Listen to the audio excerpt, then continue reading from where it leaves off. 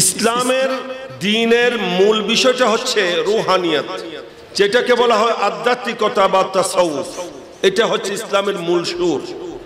আল্লাহর প্রিয় হাবিব শফিউল মুজনিবিন রাহমাতুল লিল আলামিন সৈয়দুল মুরসালিন ইমামুল আউয়ালিন ওয়াল আখিরিন আকাও মাওলানা নবী মুহাম্মদুর রাসূলুল্লাহ সাল্লাল্লাহু তাআলা আলাইহি ওয়া আলিহি ওয়া আসহাবিহি ওয়া বারাকা ওয়া সাল্লামার আমাদের দৃষ্টির অন্তরালে যাওয়া, আল্লাহর নবী আমাদের থেকে পর্দা করেছেন প্রায় ১৫০০ বছর অতিক্রম হতে যাচ্ছে। এর পরবর্তী খুলাফায়ে রাশেদার যুগ গিয়েছে, এরপর উমাইয়া এবং আব্বাসিয়া খুলাফাদের যুগ গিয়েছে। এই ১৫০০ বছর ধরে সে আরবের মরুভূমিতে আসা সেই দ্বীন ইসলাম বিশ্বব্যাপী প্রচার ও প্রসার যে হয়েছে এবং শত ষড়যন্ত্রের মধ্যে দিয়েও ইসলাম যে আপন শান ও শওকতের সাথে সুজলা সুফলা হয়ে টিকে আছে, এটার পিছনে অবদান সেই জাগতিক শক্তিধারী রাজত্বকারী কোন মুসলিম শাসক রাজা বাদশার ক্ষমতায় নয়। এর পিছনে অবদান আল্লাহর পক্ষ থেকে আধ্যাত্মিক ক্ষমতা প্রাপ্ত পেয়ারা নবীর সাথে রূহানি কানেকশন প্রাপ্ত সে আল্লাহর আউলিয়া কিরামের আধ্যাত্মিক ক্ষমতা বলেই, রূহানি পাওয়ার বলেই, তাদের অলৌকিক শক্তি বলেই এই ইসলাম দুনিয়ার বুকে টিকে আছে। বিশ্বব্যাপী ইসলাম প্রচার ও প্রসার হয়েছে এবং এখনো ইসলাম সুজলা সুফলা রয়েছে। এটার পিছনে সে আল্লাহর আউলিয়া কিরামের এই অবদান, ঠিক না? এটা অস্বীকার করার কোনো সুযোগ নাই। আমরা ইতিহাস পর্যালোচনা করলে দেখতে পাই বিশ্বব্যাপী ইসলাম প্রসার হয়েছে অস্ত্রের বলে নয়, শস্ত্রের বলে নয়, সৈন্য সামন্ত দিয়ে নয়, কোন রাষ্ট্র ক্ষমতা দিয়ে নয়, বরং ইসলাম প্রচার ও প্রসার হয়েছে আল্লাহর বান্দাদের অন্তরে ঈমানের বাতি প্রজ্বলিত হয়েছে আল্লাহর আউলিয়া কিরামের আধ্যাত্মিক ক্ষমতা বলে, ঠিক না? যদিও দেখা যায় মুঘল সম্রাট, আমরা আমাদের ভারতের ইতিহাস যদি দেখি, এখানে দেখা যাবে মুঘল সম্রাটগণ ইনারা একের পর এক রাজ্য জয় করেছেন, শক্তি প্রয়োগ করে মানুষদেরকে মন্দির থেকে মন্দির ভেঙে মসজিদ বানিয়ে মসজিদমুখী নামাজমুখী বানিয়েছিলেন। কিন্তু পরবর্তী ওনারা যখন নিজের দেশে ফিরে গেছেন, সেই মসজিদ আবার মন্দিরে পরিণত হয়েছে, ওই নামাজি বান্দাগুলো আবার মূর্তি পূজায় লিপ্ত হয়েছে। কারণ এটা জাগতিক শক্তি দিয়ে অন্তরাত্মাকে পরিবর্তন করা সম্ভব না। এই অন্তরাত্মা পরিবর্তন করার জন্য এমন শক্তির দরকার যে শক্তি যাদের ক্ষমতা অন্তরে চলে, ঠিক কিনা? বাহ্যিক শক্তি দিয়ে বাহ্যিক পরিবর্তন আনা যাবে, জোরপূর্বক হয়তো কারো মাথায় টুপি লাগানো যাবে, মুখে দাড়ি লাগানো যাবে, দাড়ি উঠানো যাবে, হয়তো পাঞ্জাবি পরানো যাবে, ইসলামী লেবাস পরিধান করিয়ে যাওয়া যাবে, কিন্তু ভিতরে ইসলামের বাতি জ্বালানো সম্ভব না। এই ভারতবর্ষে আল্লাহর প্যারা নবীর পক্ষ থেকে নবীর নুরানি আওলাদ খাজা আতায়ে রসুল নায়েব মুস্তাফা হিন্দুল ওয়ালি হযরত খাজা গরিব নওয়াজ মুঈনুদ্দিন হাসান চিশতি সঞ্জরি আজমিরি রাদিয়াল্লাহু তাআলা যখন শুভাগমন করেছেন এবং ওনার সেই আধ্যাত্মিক ক্ষমতা বলে, অলৌকিক শক্তি বলে, সেই অসংখ্য কেরামাতের মাধ্যমে সমস্ত বাধা বিপত্তিকে উনি ডিঙ্গিয়ে এই দেশের একে একে পশ্চিম জগতে ৯০ লক্ষ মুসলমানকে কলমা পড়িয়ে মুসলমান বানিয়েছেন, ঠিক কিনা? এবং ইতিহাস সাক্ষী ৯০ লক্ষ মুসলমানকে কলমা পড়াইতে গিয়ে এক বিন্দু রক্তপাত হয়নি। বড় করুন সুবহানাল্লাহ। এটা গরিব নওয়াজ কোনো অ্যাটম বোম, ক্ষেপণাস্ত্র, গোলা বারুদ ব্যবহার করেননি, কোনো অস্ত্র শস্ত্র নিয়ে আসেননি, উনি আধ্যাত্মিক ক্ষমতা দিয়ে এই কাজ করেছেন। আমাদের এই বাংলাতে খাজায়ে বাঙ্গাল, শেখে ফাআল, কুতুবে বাঙ্গাল আল্লামা শাহজালাল ইয়ামানি মুজাররদি রাহমাতুল্লাহি আলাইহি এই দেশে যখন ইসলাম প্রচারে এসেছেন, ইনিও এদেশে অসংখ্য অগণিত বান্দাদের অন্তরে ঈমানের বাতি জ্বালিয়েছেন, তাও জাগতিক শক্তি দিয়ে নয়, আধ্যাত্মিক শক্তি দিয়ে, ঠিক কিনা? এই জন্য ইসলামের মূল হচ্ছে তাসাউফ, ইসলামের মূল হচ্ছে আধ্যাত্মিকতা। এটাকে বলা হয় রুহানিয়ত। যেভাবে আমাদের শরীর সবকিছু দরকারি, অঙ্গ প্রত্যঙ্গ প্রয়োজনীয়, কিন্তু সবগুলা সতেজ থাকবে, কাজে আসবে, ফল দেবে অতক্ষণ যতক্ষণ আমাদের শরীরে রু থাকবে, ঠিক কিনা? রু যদি মাইনাস হয়ে যায়, শরীরে যদি রুর উপস্থিতি না থাকে, সে রু বেকার হতে বাধ্য, শরীর বেকার হতে বাধ্য, শরীরের কোন অঙ্গ প্রত্যঙ্গ কাজ দেবে না, কাজে আসবে না, ঠিক কিনা? এইভাবে ইসলামেরও যেটা রু, সেটা হলো আধ্যাত্মিকতা। এই জন্য ইসলামের খেদমত করার জন্য, সঠিক ইসলামের খেদমত করার জন্য, ইসলাম হেফাজত করার জন্য, ইসলামের প্রচার ও প্রসারের জন্য আধ্যাত্মিকতা, আধ্যাত্মিক ক্ষমতা সম্পন্ন ইসলামী ব্যক্তিত্বের প্রয়োজন। এদের দ্বারাই ইসলামের খেদমত হয়েছে, সুন্নতের খেদমত হয়েছে, ইনশাআল্লাহ এদের দ্বারাই খেদমত হতে থাকবে। ইসলামের মূল দ্বারা কিন্তু আহলে সুন্নাত ওয়াল জামাত। আমার বিষয়ের মধ্যে রয়েছে সুন্নিয়ত প্রসারে। সুন্নিয়ত বলতে ইসলামের মূল দ্বারাকে বোঝায়। যেমনি ভাবে সমস্ত ধর্মের মধ্যে একমাত্র ইসলামে আল্লাহর মনোনীত ধর্ম, ঠিক কিনা? আল্লাহ তাআলা কোরআনে পাকে ঘোষণা দিয়েছেন, ইন্নাদ দীনা ইনদাল্লাহিল ইসলাম। আল্লাহর কাছে একমাত্র মনোনীত ধর্ম ইসলাম। ইসলাম ব্যতীত অন্য কোন ধর্ম আল্লাহর কাছে অ্যাকসেপ্ট নয়। কোরআনে পাকে রব্বুল আলামিন ঘোষণা দিয়েছেন, ওমাই ইয়াবতাগি গায়রাল ইসলামে দীনা ফালা ইউকবাল মিন। যারা ইসলাম ব্যতীত অন্য কোন ধর্মকে গ্রহণ করবে, অন্বেষণ করবে, আল্লাহ বলেন সেটা আমার কাছে কবুল হবে না। তা আল্লাহর সমস্ত ধর্মের মধ্যে একমাত্র ধর্ম, মনোনীত ধর্ম হচ্ছে ইসলাম। ইসলামের মধ্যে অনেকগুলা দল উপদল রয়েছে। সমস্ত দল উপদলের মধ্যে একমাত্র ইসলামের মূল দ্বারা হচ্ছে আহলে সুন্নাত ওয়াল জামাত। একমাত্র জান্নাতি দল হচ্ছে আহলে সুন্নাত ওয়াল জামাত। এটা কোরআন হাদিস স্বীকৃত বিষয়। কোরআন হাদিসের অকাট্য দলিল দ্বারা প্রমাণিত আহলে সুন্নাত ওয়াল জামাত ব্যতীত বাকি যত দল উপদল আছে ইসলামের নামে, সবগুলা জাহান্নামী দল। আমার নবী হাদিসে পাকিতে বলছেন যে অন্যান্য নবীদের বনি ইসরাইল 72 দলে বিভক্ত হয়েছিল, আমার উম্মত 73 দলে বিভক্ত হবে। আল্লাহ নবী বলেন, সিনতান ওয়া সাবউনা ফিন্নার, 72টা দল জাহান্নামী হবে, একটা মাত্র দল জান্নাতি হবে। বড় করুন সুবহানাল্লাহ। আর সেটাই হলো আহলে সুন্নাত ওয়াল জামাত। সে আহলে সুন্নাত ওয়াল জামাত ব্যতীত সবগুলা বাতিল। এটাই হচ্ছে আমাদের আকীদা। এবং সাহাবায়ে কেরাম রিদওয়ানুল্লাহি তাআলা আলাইহিম আজমাইন থেকে এই পর্যন্ত ইসলামের সত্যিকার খেদমত যারা করেছেন, তারা সুন্নি জামাতের মাশায়েখ কেরাম, আউলিয়া কেরাম, উলামায়ে কেরামে করেছেন। বাকিরা ইসলামের নামে যা কিছু করেছে, এগুলা করার কারণে ইসলামকে কলঙ্কিত করেছে, ইসলামের দুর্নাম রটিয়েছে, তাদের কারণে ইসলামের ক্ষতি হয়েছে, ইসলামের লাভ হয়নি, ঠিক কিনা? এগুলা যুগে যুগে প্রমাণিত। তো ব্রাদার ইসলাম, সেই আহলে সুন্নাত ওয়াল জামাতের সংক্ষেপ নাম হচ্ছে সুন্নিয়ত। কি? সুন্নিয়ত। এই সুন্নিয়ত বিষয় যেটা, সেটা কিন্তু আমলের ব্যাপার নয়, সেটা হলো আকীদাগত বিষয়। একটু সবাই মনোযোগ সহকারে খেয়াল করবেন, আমার দিকে দৃষ্টি রাখবেন, কথাগুলো বোঝার চেষ্টা করবেন।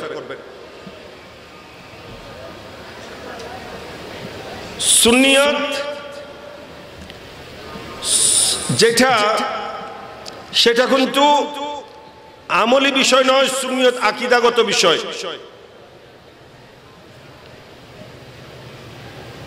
কোরআন ও হাদিস সম্মত আল্লাহ এবং রাসূল, আল্লাহর আউলিয়া কেরামের ব্যাপারে আমরা যে সমস্ত আকীদা পোষণ করি, সেই আকীদাগুলা অন্তরে ধারণ করার নাম হচ্ছে সুন্নিয়ত। নামাজের নাম সুন্নিয়ত নয়, কারণ নামাজ আমরাও পড়ি, বাতিলরাও পড়ে কিনা? পড়ে। রোজা আমরাও রাখি, তারাও রাখে। হজ আমরাও করি, তারাও করে। যাকাত আমরাও দিই, তারাও দেয়। তা এগুলা দিয়ে সুন্নিয়তের পার্থক্য নয়। সুন্নিয়ত হচ্ছে আকীদার বিষয়, এবং এই আকীদার বিষয়গুলা আমাদের কাছে অন্তরে আমাদের অন্তরে স্থাপন করার দিক থেকে আল্লাহর আউলিয়া কেরামের এই অবদান। বিশেষ করে আল্লাহর যে সমস্ত আউলিয়া কেরাম আধ্যাত্মিক ক্ষমতা সম্পন্ন, রুহানি পাওয়ার নিয়ে এই জগতে এসে অলৌকিক ক্ষমতা প্রয়োগ করে, কারামাত দেখিয়ে মানুষদের মধ্যে আকীদাগত ভাবে অন্তরের মধ্যে সঠিক আকীদা স্থাপনে যে ভূমিকা রাখেন, এটা অন্য কারো পক্ষে সম্ভব নয়। একটু খেয়াল করলে বুঝবেন, যারা ইসলামের খেদমত করে, কোরআন হাদিসের চর্চা করে, কোরআন হাদিসের আলোচনা বয়ান করছেন, বর্ণনা করছেন, আলোচনা পেশ করছেন, ইনারা আল্লাহর আউলিয়া, ইনারা হচ্ছেন আউলিয়া কেরাম, উলামায়ে কেরাম। ওনারা কারা? উলামায়ে কেরাম। উলামায়ে কেরাম যারা, ইনারা কোরআন হাদিস থেকে, কিতাব থেকে দলিল পেশ করতে পারবেন, ঠিক কিনা? ইনার দলিল দিয়ে প্রমাণ দেবেন যে আমাদের আকীদা সঠিক, আমাদের আকীদা সঠিক। কিন্তু উলামায়ে কেরামের যে সমস্ত আলেমগণ রুহানিয়ত বা আধ্যাত্মিকতা শূন্য, সেটার পরিপূর্ণতা যাদের মধ্যে নেই, তারা কিন্তু থিওরিক্যাল ভাবে কোরআন হাদিসের দলিল দিয়ে প্রমাণ দিতে পারবে যে এটা সঠিক, আমরা যেটা মনে করছি এটাই ঠিক।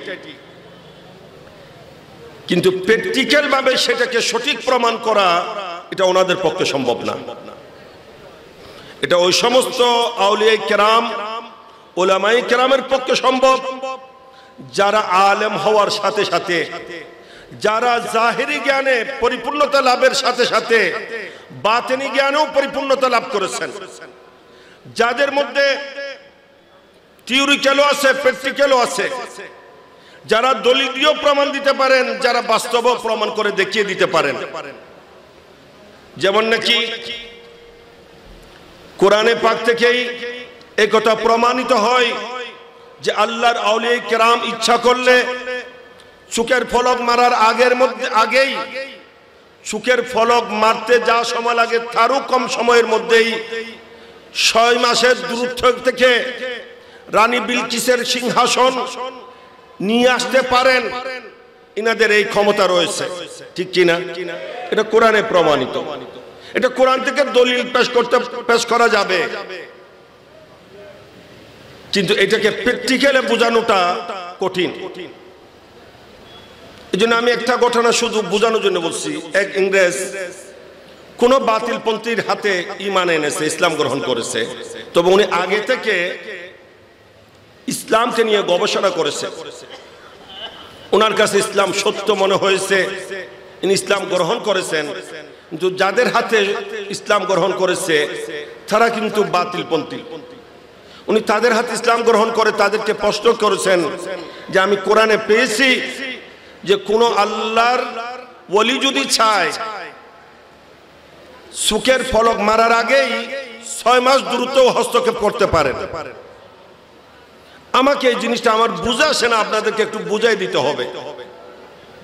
এটা কি তাদের পক্ষে সম্ভব? জি, সম্ভব না। পরবর্তীতে ওই লোকটা তাদের সাথে পাকিস্তান সফরে এসেছে। সেখানে যেতে যেতে ওই লোকটা যখন দাতাগঞ্জ আলী হেজবরি আল্লাহির রহমা ওয়া রিদওয়ানের দরবারে হাজির হলেন। ঘটনাকে আমি সংক্ষেপে বলছি। এরা বাধা দিয়েছিল মাজারে না যাওয়ার জন্য। আমাদের দেশও আছে না এরকম, বাতিলরা সবসময় চেষ্টা করে আমাদেরকে মাজার থেকে দূরে সরানো। মাজার থেকে দূরে সরানো মানে আল্লাহর ওলিদের থেকে দূরে সরানোর চেষ্টা করে। কারণ তারা জানে আল্লাহর ওলিদের সাথে কানেকশন থাকলে এদেরকে কখনো গুমরা করা যাবে না, ঠিক কিনা? এই জন্য এদের সারা জীবনের ষড়যন্ত্র, চেষ্টা, অপচেষ্টা, যে কোনো উপায়ে আমাদেরকে আল্লাহর আউলিয়া কেরাম থেকে দূরে সরানো, ঠিক কিনা? তো এরাও অনেক বলছে যে ওখানে যাওয়ার দরকার নেই, ওখানে শিরিক হয়, ওখানে বেদাত হয়, নাফরমানির কাজ হয়, এরকম বলে বলে অনেক বুঝাইছে। কিন্তু ওই ইংরেজ বলে যে না, আমি একটু দেখবো, ওখানে আমার অন্তর টানছে, আমার হৃদয়ের উপর যেন সেখান থেকে আকর্ষণ সৃষ্টি হয়েছে, আমি সেখানে হাজির হব। বরকত সুবহানাল্লাহ। উনি যখন দাতাগঞ্জে বখশ আলী হেজবরি লাহুরি রহমতুল্লাহ আলাইহির দরবারে উঠতেছিলেন, সিঁড়ি দিয়ে ওঠার সময় নাকি একজন বুজুর্গ ব্যক্তি ওখানে বসা ছিলেন। উনি বলছেন, কি পান করবেন? ক্যা পিওগে? চায় পিয়ে না হ্যাঁ, আপনি কি পান করবেন? চা পান করবেন? বলে যে এটা বলার দেরি, এটা বলা মাত্রই উনি হাত টেনেছেন, সাথে সাথে একটা গরম গরম চা সহ কাপ সহ ওনার সামনে চা পেশ করে দিলেন। এটা দেখা মাত্র ইংরেজটা বেহুশ হয়ে পড়ে গেছে। ইংরেজ বেহুশ হয়ে পড়ে গেছে। এরা কোনো মতে তদবির করে চেষ্টা করে হুঁশে যখন আনলো, তাকে জিজ্ঞাসা করলো, কি অবস্থা, কেন তুমি চার কাপ দেখে বেহুশ হয়ে গেছো? বলে যে আমাকে ওইটা পরে প্রশ্ন করে আগে বলো উনি কোথায়, যে ইনি আমাকে চায়ের কাপ পেশ করেছিলেন উনি কোথায়? বলে যে উনি তো কোথায় চলে গেছেন। বলে আমি তোমাদের কাছে যে প্রশ্ন রেখেছিলাম সেই প্রশ্নের উত্তর তোমরা দিতে পারো নাই, আমাকে উনি বুঝিয়ে দিয়েছেন কিভাবে আল্লাহর ওলিদের ক্ষমতা হয়, ইনারা শত শত মাইল দূরেও হস্তক্ষেপ করতে পারেন, সেটার প্রমাণ উনি বাস্তবে দেখিয়ে দিয়েছেন। কি দেখিয়েছেন? বলে যে আমাকে উনি যে চায়ের কাপ মুহূর্তের মধ্যে হাত টেনে আমার সামনে গরম গরম চা পেশ করেছিলেন, এটা চায়ের কাপ এই পাকিস্তানের লাহোরের নয়, এটা আমার ঘর লন্ডনের। লন্ডন থেকে আমার ঘরের চায়ের কাপ উনি আমার সামনে পেশ করে দিয়েছিলেন। আল্লাহু আকবার।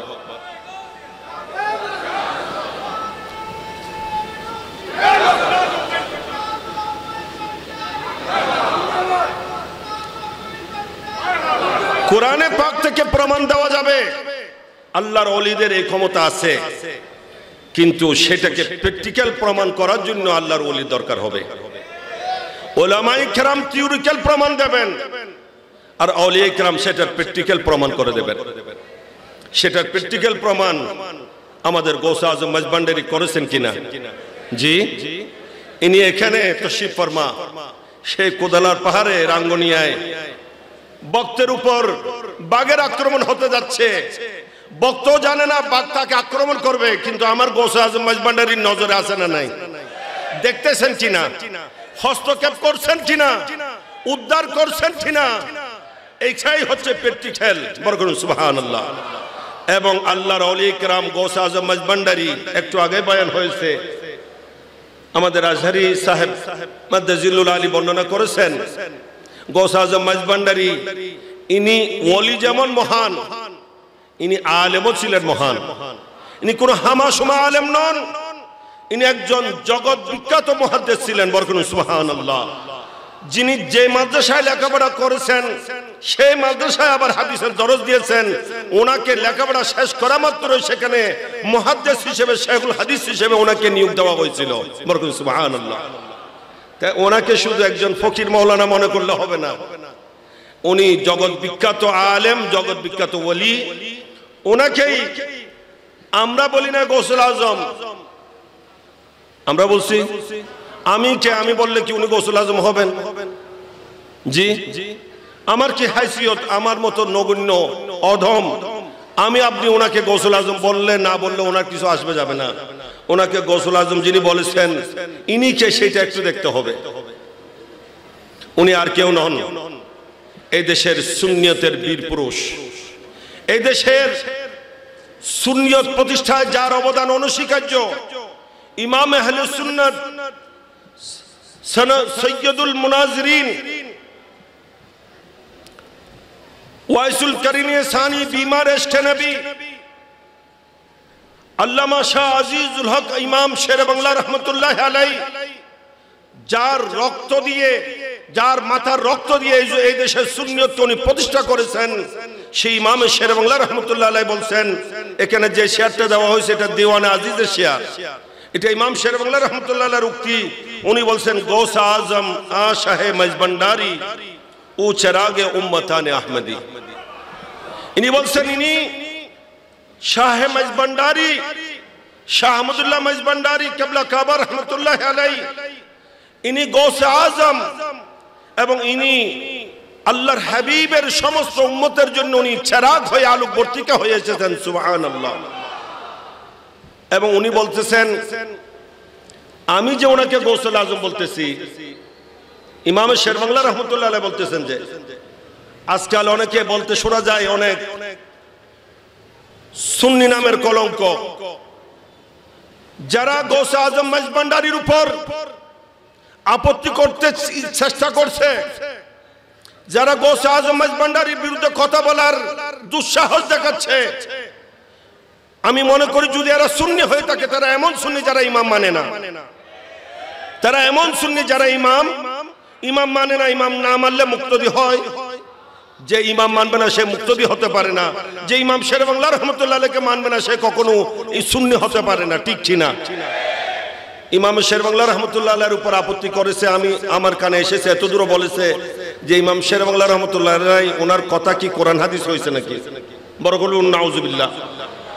ইনি সেটার জবাবও ইমাম শেরবাংলা রহমতুল্লাহ আলাইহি দিয়ে গিয়েছেন, কারণ ইমাম শেরবাংলা রহমতুল্লাহ আলাইহি ইনি হামাশুমা কোনো ব্যক্তি নন, ইনি হামাশুমা কোনো ব্যক্তি নন, ইনি সাহেবে কশফ কারামত ছিলেন, উনি প্যারা নবীর অত্যন্ত আদরের ছিলেন, উনার সারা জিন্দেগি প্যারা নবীর প্রেমে উৎসর্গকারী ছিলেন। সেই ইমাম শেরবাংলা রহমতুল্লাহ আলাইহি আউলিয়া বোর্ডের সাথে, আউলিয়া বোর্ডের চেয়ারম্যান ছিলেন, আউলিয়াদের সাথে ওনার সম্পর্ক ছিল, কানেকশন ছিল, সমস্ত আউলিয়া কেরামের সাথে রুহানি কানেকশন সম্পর্ক ওনার বরাবর ছিল, ঠিক কিনা? এইগুলা বর্ণনা করতে গেলে সময় অনেক লাগবে, আমি সংক্ষেপে বলছি। উনি সেই জন্য উনি জানেন এটার উপর আপত্তি হবে, সেই জন্য উনি যেন সে দেওয়ানে আজিজের মধ্যে তার উত্তরে দিয়ে গিয়েছেন। উনি বলছেন, আর শাহিন শাহে মদিনা ই খেতাবশ আমদা। তোমরা মনে করছো আমি ওনাকে গৌসুল আজম বলতেছি, এটা আমার থেকে বলছি। উনি বলেন আমার থেকে নয়, এটা শাহিন শাহে মদিনা, প্যারা নবীর দরবার থেকে ওনাকে এই খেতাব, এই উপাধি দেওয়া হয়েছে। আল্লাহু আকবার, ইয়া রাসূলুল্লাহ। ইনি বলছেন শাহিন শাহে মদিনা ই খেতাবশ আমদা আজ জবানে আউলিয়া মুজদা চুনা মুসমুশুদা। ইনি বলছেন আমি শেরবাংলা একজন বলছি না, যুগের সমস্ত আউলিয়া কেরাম এই শুভ সংবাদ শুনিয়ে গিয়েছেন যে ইনি মাইজভান্ডার দরবার শরীফের আধ্যাত্মিক সভাপতির যিনি প্রতিষ্ঠাতা, ইনি গৌসে আজম মাশরিকি হয়ে গৌসুল আজম হয়ে জগতে শুভাগমন করেছেন। আল্লাহু আকবার।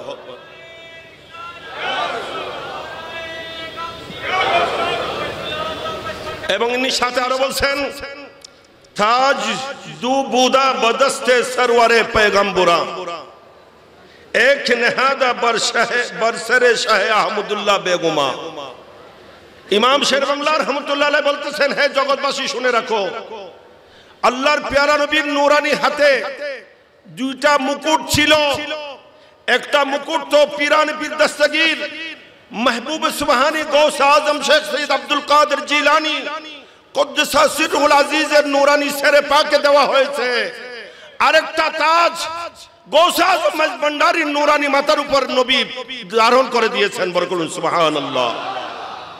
এজন্য বলছেন যে এই সবব ও গৌসুল আজম দরবেলাদে মশরিকি, বলে যে এই কারণেই ইনি পূর্বাঞ্চলীয় গৌসুল আজম হিসেবে উনি জগতে শুভাগমন করেছেন। ফয়জিয়াব রওজাশ জিন ও পরি ও আদমি, ওনার রওজায়ে পাক থেকে কিয়ামত পর্যন্ত জিন ইনসান, জিন পরি মানব দানব সবাই উপকৃত হতে থাকবে, ফয়জিয়াব হতে থাকবে। বরকত বলুন সুবহানাল্লাহ। এবং এই ফয়েজ জারি সারি আছে বলেই আজ সুন্নিয়তের ময়দান সুজলা সুফলা রয়েছে, এই বাগান রৌনক হয়ে আছে। আমার সময় একেবারে শেষের পথে, আমি কথা খুব সংক্ষেপে বলছি। তো আমি যে কথাটা বলতে চাচ্ছিলাম সেটা হলো আকীদার বিষয়গুলা থিওরিক্যাল বললে এটা প্রত্যেকের অন্তরে বোধগম্য হতেও পারে, নাও হতে পারে। এটা হয়তো যুক্তি তর্ক দিয়ে দলিল আদিল্লা দিয়ে একজন হুজুর বয়ান করেছেন, ওনারগুলা বিশ্বাস করেছেন। পরবর্তী বিপরীত আলেমের কাছে গিয়েছে, ওনার বক্তব্য শুনেছে, হয়তো ওনার গুলাকে বেশ ভালো মনে হয়েছে, তখন দেখা যায় আকীদা পাল্টিয়ে ফেলে, ঠিক কিনা? কিন্তু যাদেরকে প্র্যাকটিক্যাল প্রমাণ দেওয়া হয় যে এটাই সত্য, এটাই এরকম, এটা হতে পারে, আল্লাহ নবী হাজির ও নাজের, আল্লাহ নবীর ইলমে গায়েব, আল্লাহ নবী হায়াতুন নবী হওয়া, এভাবে আল্লাহর ওয়ালিদের ক্ষমতা, নবীদের পাওয়ার ইত্যাদি যাবতীয় বিষয়গুলা যখন কাউকে প্র্যাকটিক্যাল বুঝিয়ে দেওয়া হবে, তখন তাকে কোনো দলিল দিয়ে, কোনো প্রমাণ দিয়ে, কোনো আলেমের ওয়াজ, কোনো বক্তব্য তাকে আর মিসগাইড করতে পারবে না। আমি মনে করি গৌসে আজম মজভান্ডারীর ফয়েজ প্রাপ্ত, ওনার ফয়েজে ধন্য, ওনার দরবার থেকে ফয়েজ ও বরকত লাভে যারা ধন্য হয়েছে, গৌসে আজমের যারা সত্যিকার আশিক প্রেমিক হয়েছে, ওনার দরবারে এসে যাদের মুরাদ পূর্ণ হয়েছে, যাদের উদ্দেশ্য সফল হয়েছে, বেওয়ালাদ ওয়ালাদ সন্তান পেয়েছে, নিঃসন্তান সন্তান পেয়েছে, যাদের উন্নতি হচ্ছে না উন্নতির ব্যবস্থা হয়েছে, মনের আশা পূরণ হয়েছে, আশার বাগানে গোলাপ ফুল ফুটেছে গৌসে আজমের দরবারে এসে, তাদেরকে কোনো বাতিলপন্থী মাওলানা জীবনে কখনো মিসগাইড করতে পারবে না, ঠিক কিনা? তারা প্রয়োজনে জান দেবে, সুন্নিয়ত ছাড়বে না, ঠিক কিনা? এভাবে তাদের অন্তরে সত্যিকার সুন্নিয়তের মিশন, সুন্নিয়তের আকীদা, সুন্নি বিশ্বাস এমন ভাবে অন্তরে স্থাপন হয়ে যায়, যাদেরকে কোনো কিছু দিয়ে সরানো সম্ভব নয়, মিসগাইড করা সম্ভব নয়, এই সুন্নিয়তের সঠিক পথ থেকে, রাস্তা থেকে দূরে সরানো সম্ভব নয়, ঠিক কিনা? গৌসে আজম মজভান্ডারী যতদিন ছিলেন, শুধু জীবদ্দশায় যতদিন ছিলেন ততদিন নয়, এখন ওনার দরবার থেকে সেই ফয়েজ বিতরণ হচ্ছে, ঠিক কিনা? ইনি তো বলছেন আমার এই ফয়েজের সরকার হাসর তক জারি থাকবে, ঠিক কিনা? জারি আছে কিনা? ইনার গৌসুল আজম হওয়া, ইনার মর্যাদা সবার ঊর্ধ্বে হওয়া, এটা আমরা কি বুঝবো? এই যুগের সেই দুই কিতাব পড়া মাওলানা কি বুঝবে? ওনাকে বোঝার জন্য কমস কম তো ওনার সময় ওনার যুগের আলেম হতে হবে, ঠিক কিনা? আমি আমার সামান্য জ্ঞানে আমি যা দেখছি, গৌসে আজম মজভান্ডারীর সমসাময়িক যারা ওনার পীরবাইগণ ছিলেন, অর্থাৎ হযরত আবু শামা সালেহ লাহোরী রাহমাতুল্লাহ আলাইহির খলিফাগণ যারা, গৌসে আজম মজভান্ডারীর সমসাময়িক যারা ছিলেন এই দেশে, রন্দরে রন্দরে কিন্তু ওনারা আছেন। কিন্তু আমি যতদূর দেখেছি, ওনাদের সম্পর্কে যতদূর অবগত হয়েছে, আমি দেখতে পাচ্ছি ওনারা প্রত্যেকেই যদিও আপন পীরের খেলাফত প্রাপ্ত ছিলেন, খলিফা ছিলেন, কিন্তু ওনারা ওনাদের খেলাফত, ওনাদের খলিফা হওয়া এগুলাকে গোপন করে নিয়েছেন। ওনাদের যাবতীয় সবকিছু গৌসে আজমের জন্য ইসার করে দিয়েছেন, ওনার সামনে ন্যস্ত করে দিয়েছেন।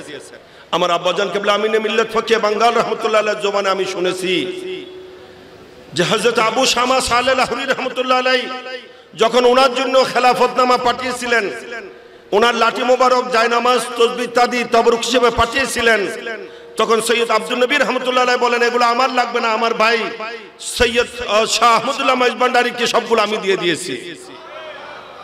আমাদের লালিয়ারহাটে রয়েছে হযরত শাহ আল্লামা শাহ সুফি হুসাইনুজ্জামান শাহ রহমতুল্লাহ আলাইহি, যিনি হযরত কেবলার পীর ভাই। ইনি জগৎ বিখ্যাত ওলি ছিলেন, আপনারা ওনার কথা শুনেছেন। হযরতের জন্য একজন ভক্ত ডাব নিয়ে আসার সময় উনি বলছিলেন ডাবের পানিগুলো আমাকে খাওয়াই যাও। ওই ভক্ত বলে হুজুর আমি তো হযরতের জন্য নিয়ে যাচ্ছি, আপনাকে কিভাবে খাওয়াবো? উনি বললেন আচ্ছা তুমি নিয়ে যাও। যখন হযরতের কাছে ডাব নিয়ে আসছে, তখন হযরত বলছেন ডাব পানছো যে ঠিক, এগুলোর পানি তো মধ্যখানে একজন খেয়ে ফেলছে। বলে হুজুর কেমনে খাবে? বলে কেটে দেখো। যখন কেটে খাটলো, দেখা যায় সে ডাবের মধ্যে পানি নেই। কি ঘটনা? বলে যে তোমার সাথে যে মধ্যখানে একজন কথা বলছিল ফকির, লালিয়ারহাটে একজন মাওলানার সাথে দেখা হয়েছিল। বলে যে জি হুজুর, উনি পানি খাওয়ার আকাঙ্ক্ষা প্রকাশ করেছিলেন। বলে যে জি। বলে যে উনি তো তোমার পানি খেয়ে ফেলছে, ডাবের পানি উনি মধ্যখানে খেয়ে ফেলছে। এগুলো হচ্ছে কিছু রুহানি খেলা, ইনাদের আধ্যাত্মিক কিছু, ইনাদের প্রেমের কাহিনী। উনি একজন জগৎ বিখ্যাত ওলি ছিলেন এবং আবু শামা সালেহ লাহোরী রহমতুল্লাহ আলাইহির খলিফা, কিন্তু উনি বলছেন যে আমার মাজার করবে না, এখানে মাজার হবে আমার ভাই গৌসে আজম মজভান্ডারীর। উনি বলেন সবাই ওখানে যাবে, আমার কাছে নয়, আমার ফয়েজও ওখানে বিতরণ হবে, ওখানে যাবে, ওখান থেকে বিতরণ হবে। বড় করুন সুবহানাল্লাহ। এইভাবে আরো আরো এখানেও শুয়ে আছেন গৌসে আজম মাঝভান্ডারীর খলিফা পীর ভাই, এইভাবে জায়গা বজাগায় আছেন। আমি দেখতে পাচ্ছি সবাই গৌসে আজম মাঝভান্ডারীর সামনে নিজের মাথা নত করে দিয়েছেন, নিজেদের সবকিছু ওনাকে সুপর্দ করে দিয়েছেন। আর এখন এসে সেই কাঠ মোল্লা, 2 পয়সার মোল্লা, টাকার জন্য যারা দিন বিক্রি করে, তারা আবার গৌসে আজম মাঝভান্ডারীর বিরুদ্ধে কথা বলার দুঃসাহস দেখায়। যেখানে গৌসে আজম মাঝভান্ডারী সম্পর্কে আমাদের মহান ইমাম এই ধরনের উচ্চ প্রশংসা করে গিয়েছেন, বাকি সমস্ত ওলিদের জন্য উনি একটা শেয়ার বলেছেন, একটা কসিদা লিখেছেন, কিন্তু গৌসে আজম মাঝভান্ডারীর জন্য 2টা কসিদা লিখেছেন। একই সাথে 2টা কসিদা দেওয়ান আজিজের মধ্যে উনি লিপিবদ্ধ করে গিয়েছেন।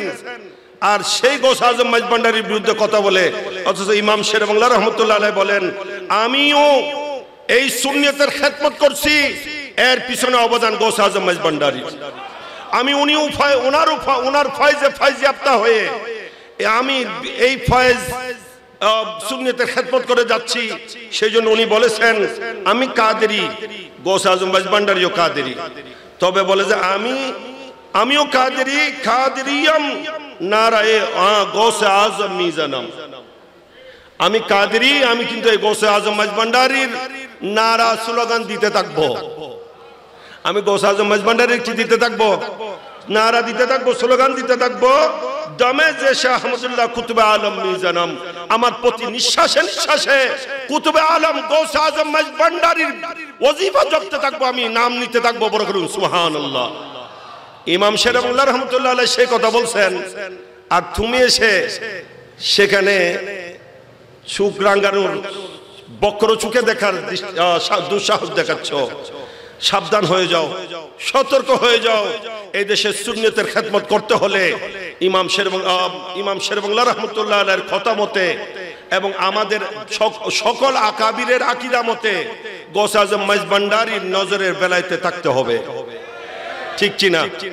গৌসে আজম মাঝভান্ডারী সারা জীবন যেভাবে সুন্নিয়তের খেদমত করে গিয়েছেন, এবং সেই সুন্নিয়তের খেদমত করার মতো যুগ উপযুক্ত, সেই যুগশ্রেষ্ঠ বড় বড় উনার খুলাফাদেরকে উনি তৈরি করে গিয়েছেন, যারা জায়গা বজাগায় সুন্নিয়তের মরকজ হয়ে তাদের দরবারগুলোকে সুন্নিয়তের মরকজ বানিয়ে ব্যাপকভাবে সুন্নিয়তের খেদমত করেছেন, এখনো খেদমত করে যাচ্ছেন। ইনশাআল্লাহ এই দেশে জায়গা বজাগায় সুন্নিয়তের খেদমত হতে থাকবে গৌসে আজম মাঝভান্ডারীর ফয়েজ ও বরকতের মাধ্যমে। কারণ খেদমতের জন্য জাহিরি খেদমত যেভাবে লাগবে, বাতিনি খেদমত লাগবে। আধ্যাত্মিক ভাবে, রুহানি ভাবে সেই পাওয়ার যিনি সাপ্লাই করবেন, ইনি গৌসে আজম মাঝভান্ডারী। ঠিক কিনা? ইমাম শের বাংলা রহমতুল্লাহ আলাইহি বলেন, আমার যখনই প্রয়োজন হয়েছে তখনই গৌসে আজম মাঝভান্ডারী আমাকে ফয়েজ দিয়ে ধন্য করেছেন। এভাবে প্রত্যেক মাশায়েখ কেরামকে ধন্য করেছেন, ওনাদের মাধ্যমে খেদমত হয়েছে, হতে থাকবে। তাই গৌসে আজম মাঝভান্ডারীর খেদমত, ওনার খুলাফাদের খেদমত, এটাই হচ্ছে এই দেশের সুন্নিয়ত। ঠিক কিনা? আল্লাহ পাক সুবহানাহু ওয়া তাআলা আমাদেরকে গৌসে আজম মাঝভান্ডারীর ফয়েজে ফয়জিয়াব করুক। দুনিয়াতে যেভাবে ওনার বেলাতে ছায়াতলে আমরা আছি, আমাদের আশা, আমাদের ফরিয়াদ হাসরের ময়দানেও যেন ওনার নুরানি বেলায়েতের ছায়াতলে আমরা যেন আশ্রয় নিতে পারি। আল্লাহ পাক সেভাবে কবুল করুক। আওলাদে পাকগণ যারা আছেন, শাহজাদাগানে গৌসে আজম মাঝভান্ডারী, আমি দোয়ার জন্য ওনাদের দোয়া করছি, ওনাদের জন্য দোয়া পাওয়ার জন্য। আল্লাহ পাক ওনাদের হায়াতে, সেহত আফিয়তে আল্লাহ তাআলা অপরন্ত বরকত দান করুক। আমিন। ওয়া আখির দাওয়ানা আলহামদুলিল্লাহি রাব্বিল আলামিন। আসসালামু আলাইকুম ওয়া রাহমাতুল্লাহ।